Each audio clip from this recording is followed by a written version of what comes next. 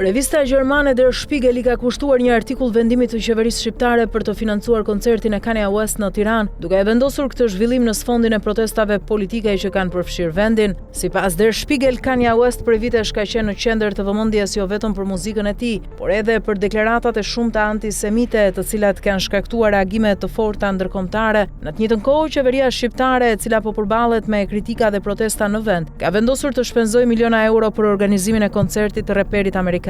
Artikulli gjerman vën në paralelizëm figurën e kryeministrit Edi Rama me atë të Kanye West, duke theksuar se të dy janë përballur prej vitesh me kundërshtime publike dhe polemika. Edi Rama dhe Kanye West janë mësuar me vërshëllimat dhe kundërshtimet. Të dy për vite me radhë arritën të tërhiqnin vëmendjen publike me provokime të qëllimshme, shkruan revista gjermane, duke shtuar se të dy tashmë duket se kanë humbur një pjesë të ndikimit që kishin dikur në publik. Sipas artikullit, kundër mënyrës së qeverisjes së Edi Ramës si kryeministër I Shqipërisë, po zhvillohen protesta ku marrin pjesë 10 mijëra qytetar. Protestuesit sipas Der Spiegel akuzojnë qeverinë për korrupsion, autoritarizëm dhe për një afërsi të tepruar me Donald Trump. Në anën tjetër, revista kujton se edhe Kanye West nuk pritet më me të njëjtin entuziazëm në skenën ndërkombëtare.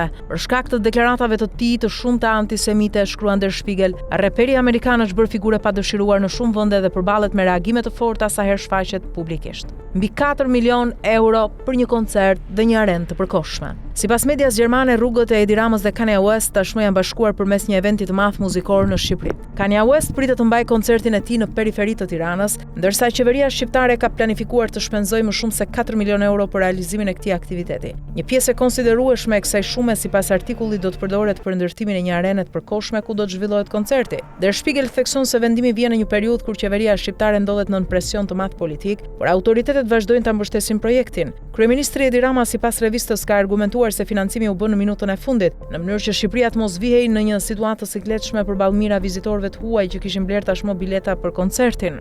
Sipas Ramës, rreth 25.000 persona nga jashtë Shqipërisë pritet të marrin pjesë në këtë event, ndërsa shumë prej tyre kishin frikë se koncerti mund të anullohej. Revista gjermane shkruan se kryeministri shqiptar ka deklaruar gjithashtu se në Shqipëri priten vizitorë nga rreth 80 vende të botës, të cilët do të udhtojnë posaçërisht për koncertin e Kanye West. Rama premton të paktën 100 milionë euro të ardhura. Një tjetër pikë ku ndalet Der Spiegel është argumenti ekonomik I qeverisë shqiptare. Sipas këtij artikulli, Edi Rama pretendon se koncerti do t'i sjellë Shqipërisë të paktën 100 milionë euro të ardhura. Kryeministri ka deklaruar se rezervimet në hotel dhe struktura akomoduese janë rritur ndjeshëm si pasojë e këtij eventi. Revista gjermane kujton se Rama prej vitesh është përpjekur të promovojë Shqipërinë si një destinacion për investime dhe turizëm ndërkombëtar, pas dekadash izolimi gjatë periudhës komuniste. Megjithatë, sipas Der Spiegel, një pjesë e protestuesve, kryesisht të rinj, e kritikojnë kryeministrin duke akuzuar se po e hap vendin ndaj interesave të investitorëve të huaj në dëm të interesave publike. Në fund të analizës së saj, revista gjermane ndalet te një tjetër çështje që ka nxitur reagime të forta në Shqipëri, projekti për ndërtimin e një resorti luksoz nga Jared Kushner, dhëndri I presidentit amerikan Donald Trump. Sipas Der Spiegel, ky projekt parashikon zhvillime turistike në një zonë të mbrojtur natyrore dhe është kthyer në një nga arsyet kryesore të protestave që kanë vijuar prej javësh në Shqipëri.